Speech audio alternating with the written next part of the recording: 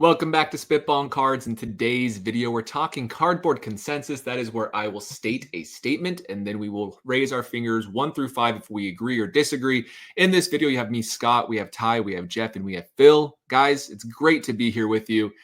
I actually want to do one thing before cardboard consensus. I don't think anybody's going to complain. I want to talk about the new product releases coming out. This will come out on Tuesday, December 17th. And the big ones are Definitive and what's the other one? Triple Threads is back. It was gone last year, but Triple Threads is back. So let's just tee that off. Let's talk Definitive. Let's talk Triple Threads. And Jeff, you raised a very interesting question about these high-end patch autograph sets. So Jeff, tell us a little bit about Definitive and what you're seeing so far. Well, just the press releases from Topps is really all I've seen about these products. I know that they're promoting the rookie debut batting gloves are going to be in the Definitive product. And they also released some images from Triple Threads, which, as Scott said, is back, and the patches look amazing. So I know that a couple people on the channel have been promoting Dynasty as the set to have because of their on-card autos and game use patches.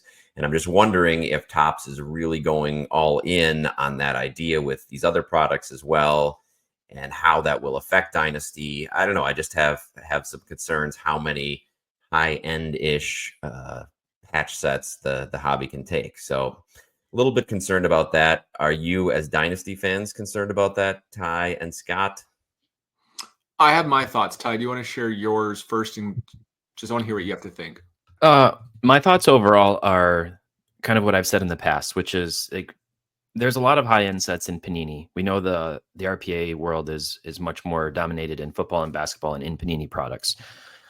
There are many high-end sets in those. What's happened is the hobby collectively had an agreement through their purchasing that the two sets to go after are National Treasures and Flawless, above all else. Now, in some cases, immaculate cards are very sought after, and in certain cases, like with Nikola Jokic, he only has an immaculate RPA. So there's certain cases where those like become the de facto card, not unlike maybe Wemby with the Mercury product, where it's not Dynasty, it's Mercury, but it's his RPA. I think what I would lobby for, and I say this as somebody who now owns only 2 Dynasty cards. I just bought a Miguel Cabrera Dynasty card. Nice.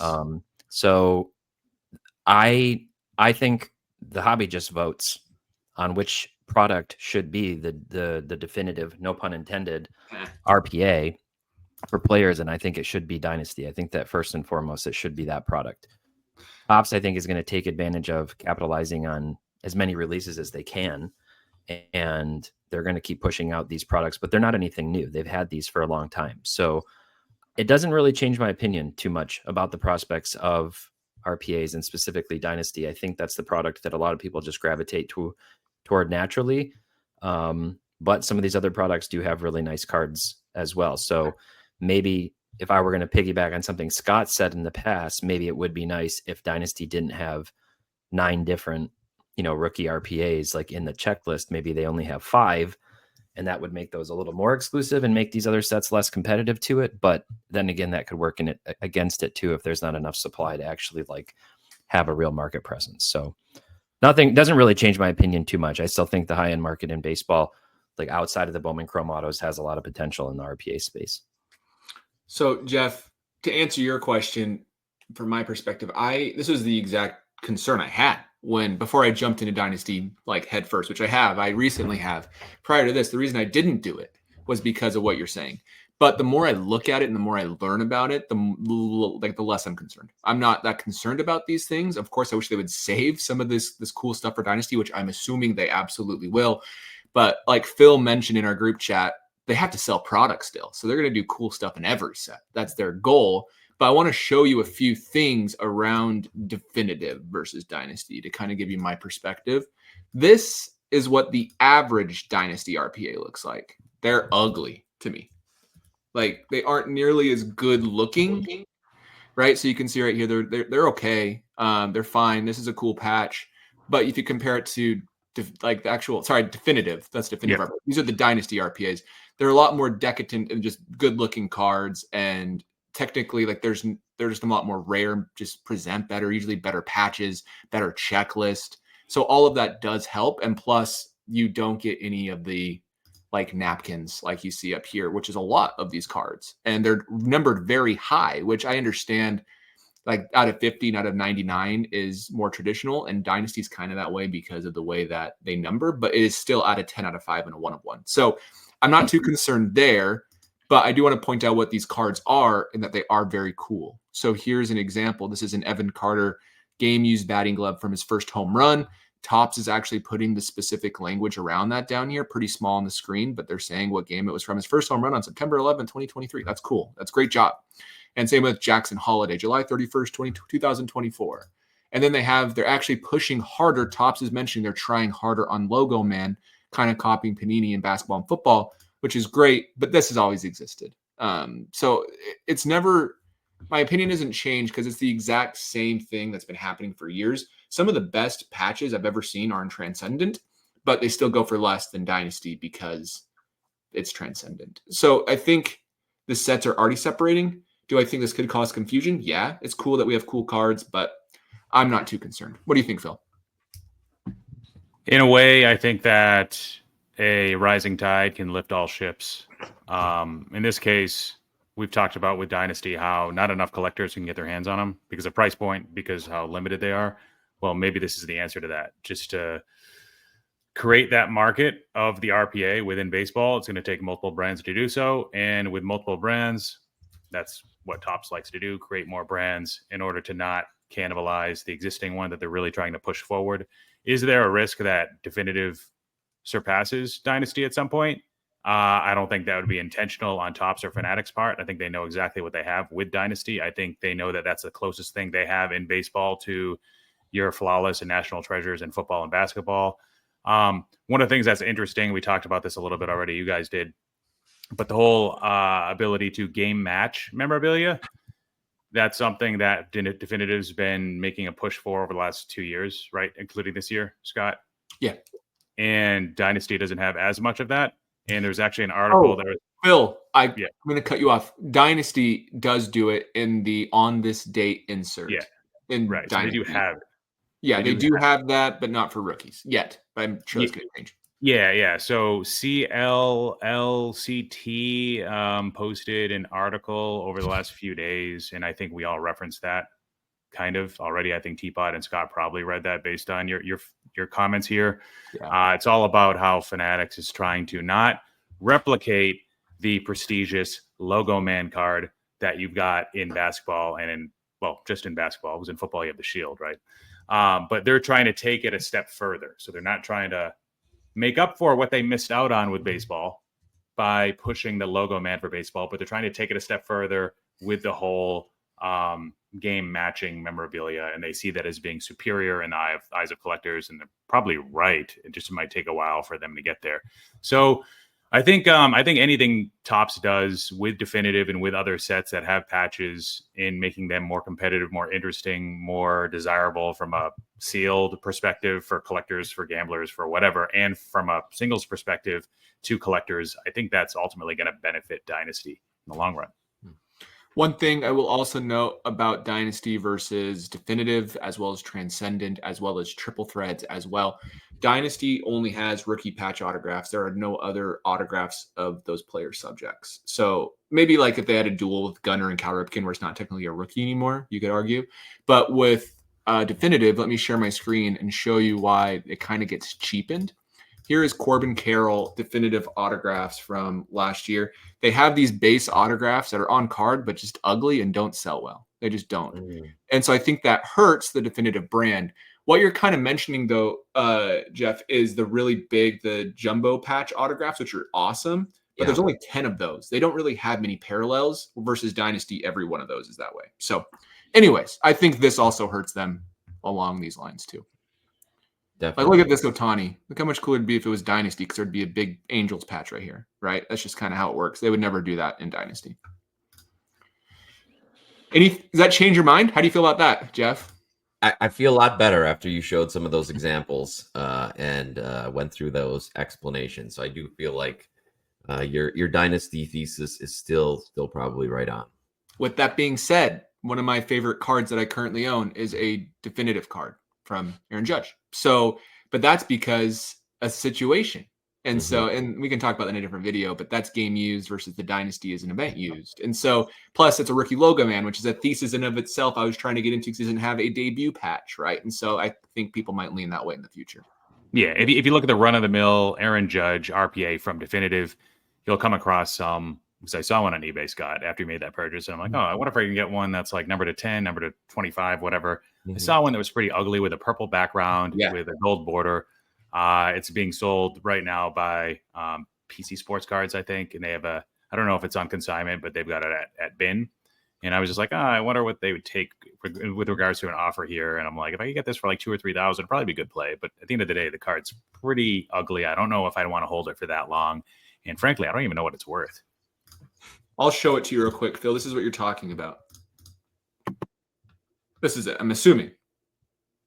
So, and I agree with you. But it is one of those things, though, where like, yes, I do think there's room for these cards to also have value, even though they're not dynasties, kind of what I'm getting at. But I don't think the brand's going to be elevated compared to the other sets. Yeah, so it's more a case-by-case basis, or there's special cases where definitive can have. We love making case-by-case cases for the reason why this random one card's worth $1 billion.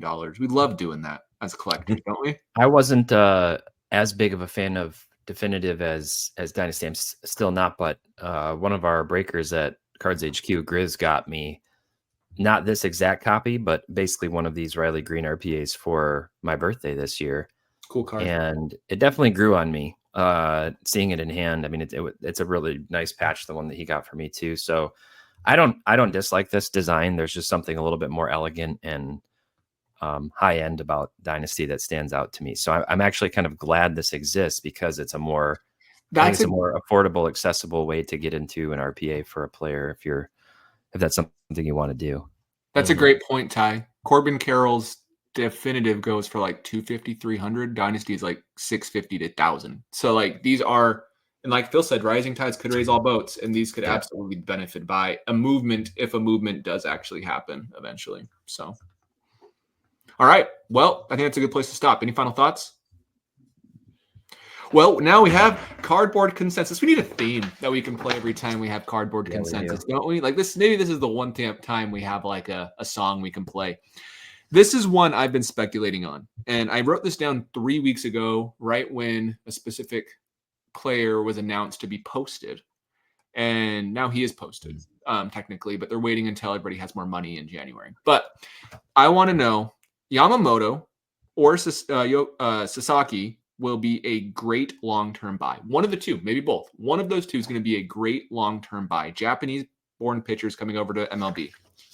Pitchers in America, they've struggled to stay healthy. We have two young Japanese pitchers coming over. One of them is going to be a good long-term buy. We're speculating. All right. On the count of three. 1. 5 is agree with your statement. 5 is agree. 1 is disagree. Should we eliminate the number 3 from this so no one can say 3? 1, I've 2. personally eliminated it from my stable. Ty doesn't want to do that. Just keep it. All right. 3. We can have it so we don't have to use it. Perfect. 3, 2, 1, go. I'm hopeful. This is, if I would have been 3, but I said 4 because I figured none of you would. But I'll go first.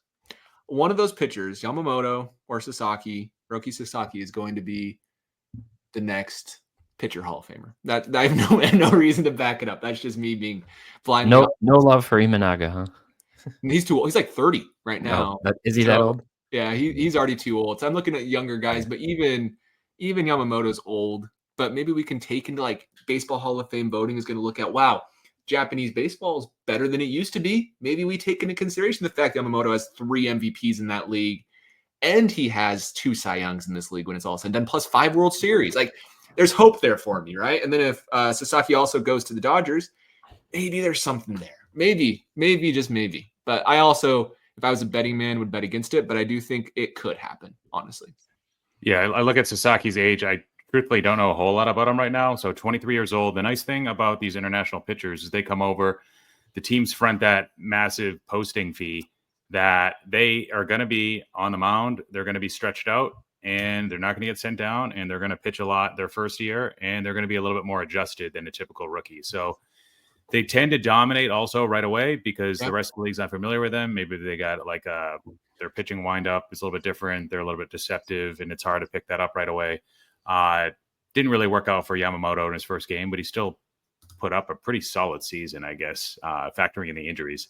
So Sasaki, if he stays healthy, I mean, with a lot of these guys, it comes down to health. And I could see one of the two making a run for the Hall of Fame. I don't know. Maybe if I had to pick between like 3 low 20-year-old pitchers, then I'd feel more confident that one would make the leap. So Phil, I want to talk about Yoshinobu Yamamoto and his offense here. Sorry, his pitching here. So from his first game against the Padres, he had like 6 earned runs. He was horrible. He still ended after 18 games started. He had injuries with a 3.0 ERA flat with 7 wins, 2 losses. But if we look at post that game, I'm going to pull up the pitching Fangraphs page. I'm going to pull everything up after that one start to let you know like how dominant he actually was. And we didn't realize it, right? A lot of people didn't pay attention to it for good reason. Yamamoto is already 26, which isn't too bad if he just goes on a run. So with that being said, outside of that first start, he pitched 16 games, right? I think I skipped his first 2 starts. He had a 2.68 ERA and 2.6 WAR. So double that for 32 games pitched. He has a 5 WAR season and a 2.6 ERA. Like, he's pretty good. So, like you said, though, Phil, he is 26 years old, but still, for being entering his prime, we're seeing a lot of pitchers enter later. He could have something. Why'd you say 2, Jeff? All right. I may be a little gun shy after my last offseason pitcher purchases of Strider and Cole. But had you phrased the question, is one of these guys going to be successful? Are they going to have a good career, or maybe even Hall of Fame? I would have probably said 4. But knowing how we look at pitching cards, and maybe it'll be different. We saw how much Ohtani is collected because he's got a massive audience on another continent as well. And maybe that could affect some pitcher buying as well. But we haven't seen a lot of even the more successful Japanese pitchers do well cards wise, be a good long-term investment. And no, we've not seen Hall of Fame careers, so that could change things. But I just have a hard time buying into any pitchers being a long-term investment, even ones as talented as these guys. So that's why my vote was for 2. Okay. What do you think, Ty? I voted 2 for some of the same reasons that Jeff said, thinking about through the lens of value. And, Yu Darvish has had a nice career. He doesn't really have any value. Just to kind of rattle off some of Sasaki's accolades so far.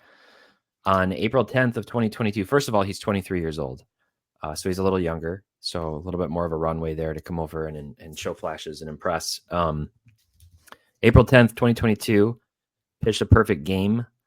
Was the 16th perfect game in NPB history, and he had 19 strikeouts, including 13 consecutive strikeouts in that perfect game. Following his perfect game, he retired 52 consecutive batters over multiple games, setting a record that surpassed the previous MLB record of 46 consecutive batters retired. Fastest pitch by a Japanese player. He threw 4 pitches clocked at 102.5 miles per hour. He obviously showed up in the World Baseball Classic. That was where I first saw him. So this kid can pitch. He's like, I don't know. He's smaller, I guess, but he's kind of skeensy in terms of his stuff. And he's young. He's electric. But at the end of the day, I'm just concerned about pitchers' durability long term. Teapot, has he had his Tommy John surgery yet? You got to factor not that I've seen. I don't know. I hope age. Yeah, so he's probably due. He'll probably get 2 starts from him this coming year, and then he'll be out. And that's just what it comes down to for me. Is you guys know how I feel about pitching. I love pitching. It's my favorite aspect of the game. I collect pitchers, but in terms of value, I don't see the trajectory for pitchers changing anytime soon, unfortunately, and it has a lot to do with injuries and just durability overall, and just how teams are managing games now and just running, pitchers out there for 2-3 innings and pulling them. So, not super optimistic about it from a card value perspective. Jeff, you hinted at the idea of Yamamoto gaining value because of Ohtani. I think there's something there. I typically don't agree with the idea players get boosted by teammates just because they're teammates. I think it has to be down to the specific player's performance, right? Like Lindor may be a rare situation where he's boosted by Soto simply because they're in the playoffs more and a winning baseball team. Better remembered era for the Mets. But I think if Lindor sucks, his cards aren't going to go up. Like I really feel that way.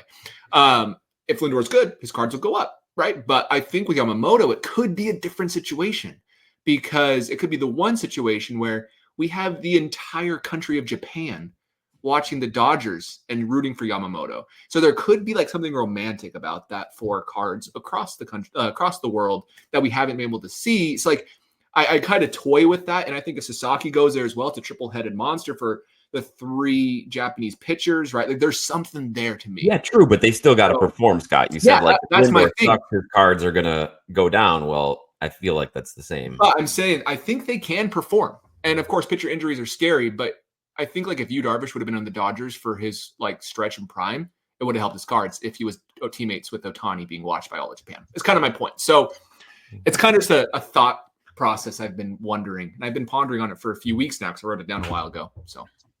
Yeah, I think at the worst, if this Dodgers scenario plays out for both of them and they stay on the Dodgers for a while, that could bode well for their chances of being a pretty good medium-term investment because we've seen over the years pitchers on the Dodgers like Julio Urias had his time in the sun. Walker Buehler was really expensive for a while. And if they didn't get hurt. Quentin Maeda was another one, Phil. In 2016, his cards were worth quite a bit. Injin Ryu probably had his moment as well. Yep. And Hiroki Kuroda, probably short-lived, but Hideo Nomo. I got clowned for not knowing who that was a couple of years back for good reason. I just wasn't watching baseball when I was 5 when he's playing. But you guys remember? Don't forget Daisuke Matsuzaka. Matsuzaka. He was big when he came up. Oh, yeah, there's been some good ones, but I think one of them has a chance. Do I think I'm going to buy their cards? Probably not, but I speculated on it for sure. So, all right, next statement. BGS will eventually rise back to the power it once was. When I say once was, we can go all the way back to when they were number 1, or we could say mid-2010s power, where they were a top 2 player. Let's do that. Top 2 player. What do you think they can get back? Not past PSA, but be above everybody else, okay? And be close to PSA in regards to value. 3, 2, 1, show them. 0, Ty. I love it. 0. I love it. Tell us why you hate them. I know they are cooked, but they're cooked. They're cooked. Their owners in prison or going to prison, fraud. They're upside down financially.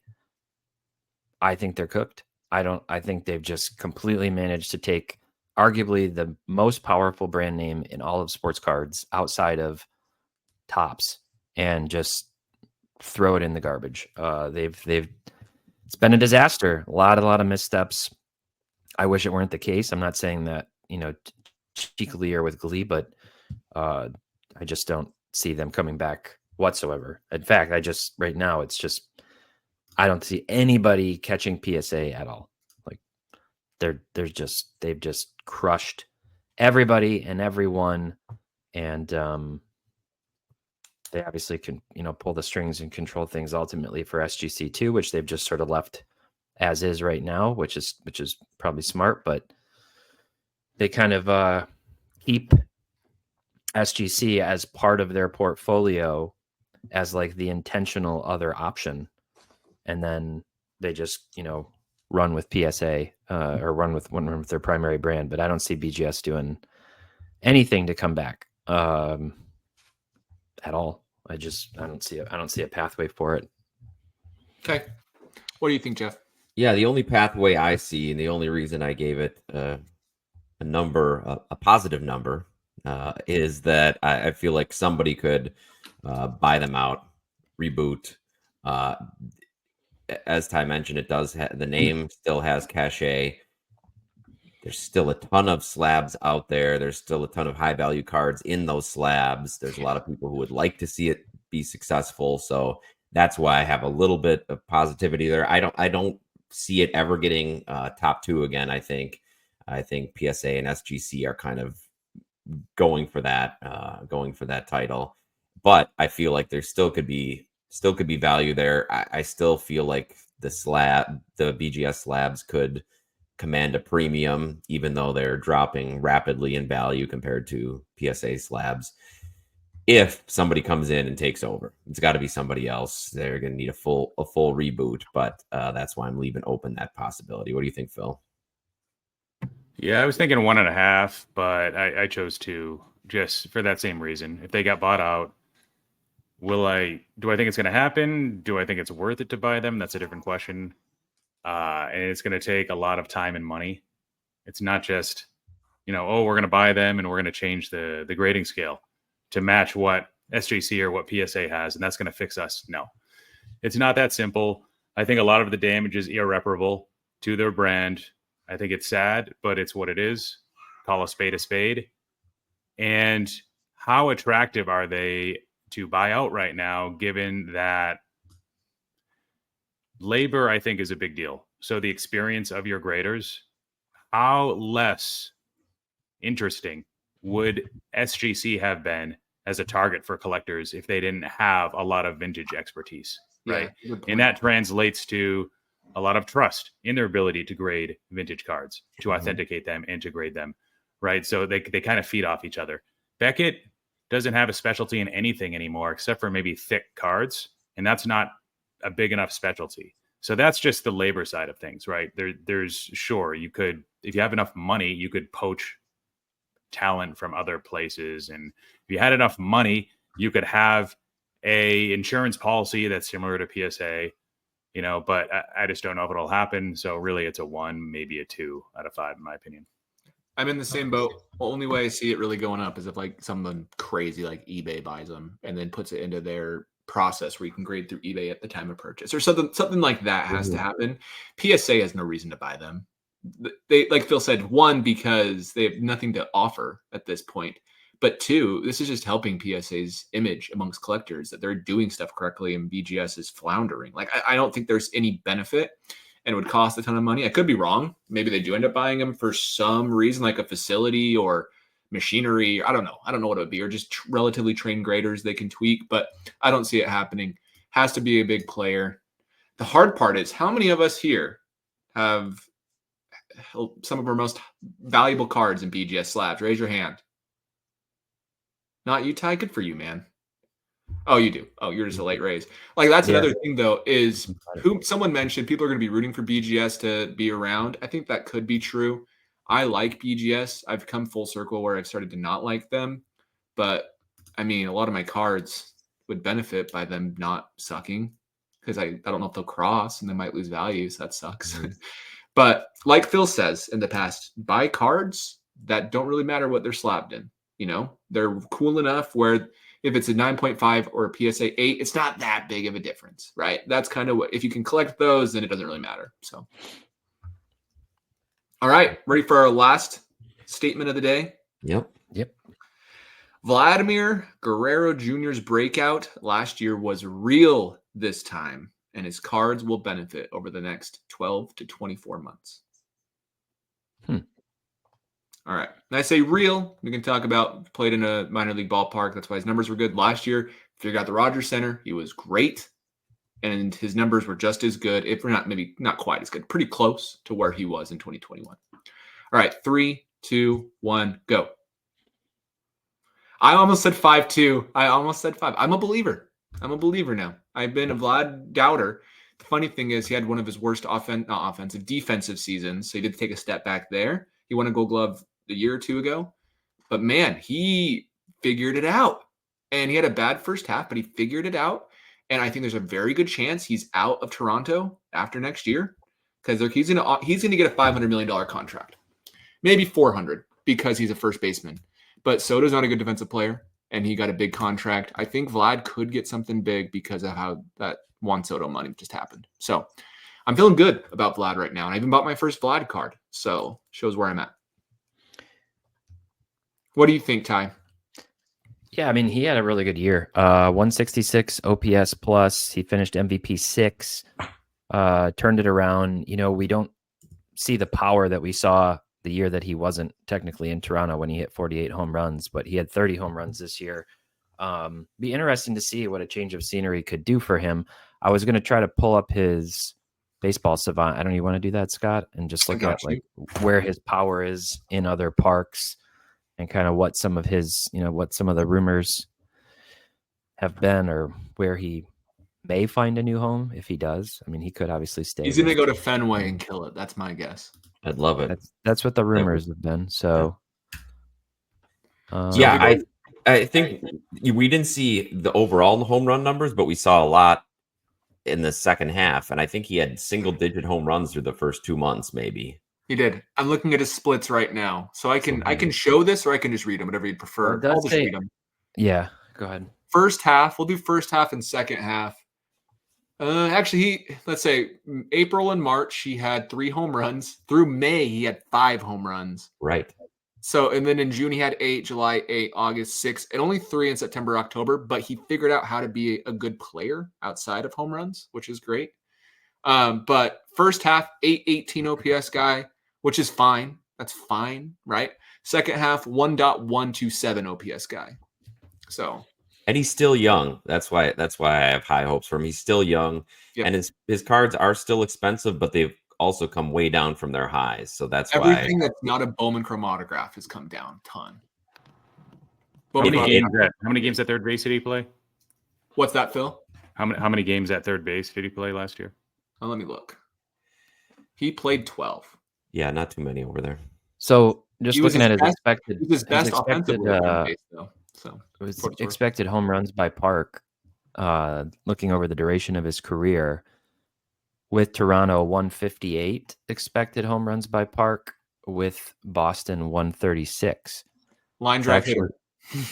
What'd you say? He's just a line drive hitter. He hits it. He's had a hard time elevating the ball his whole career. Exactly. So he would have had a lot of home runs taken away by the Green Monster, but I also think he'd have a lot more hits. Wouldn't you say, Jeff? Maybe I'm wrong.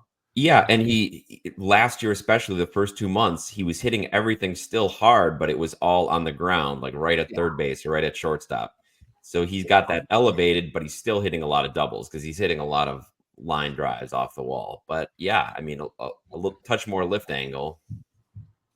Any guesses on what ballpark he would have the most home runs in? Bet you have no clue. Tampa, short porch. Cincinnati. Oh, geez.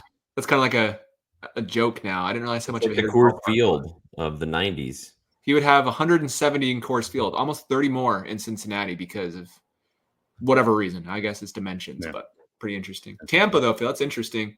Tampa.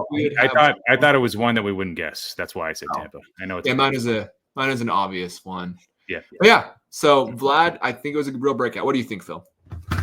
Yeah, I think the first half of the statement, I'd say 4 or 5. I think the breakout was real. We've been looking at his profile, his advanced stats over the last 2-3 years, scratching our heads and being like, just underlying numbers they don't match up.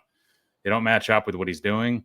He maybe he's just one of those guys where the analytics are broken. He just doesn't elevate the ball enough, and he's always going to achieve at under his sabermetrics as a result. Giancarlo Stanton has similar issues, I think. I think my issue with him is the second part of the statement is, will he be a good investment 12 to 24 months from now?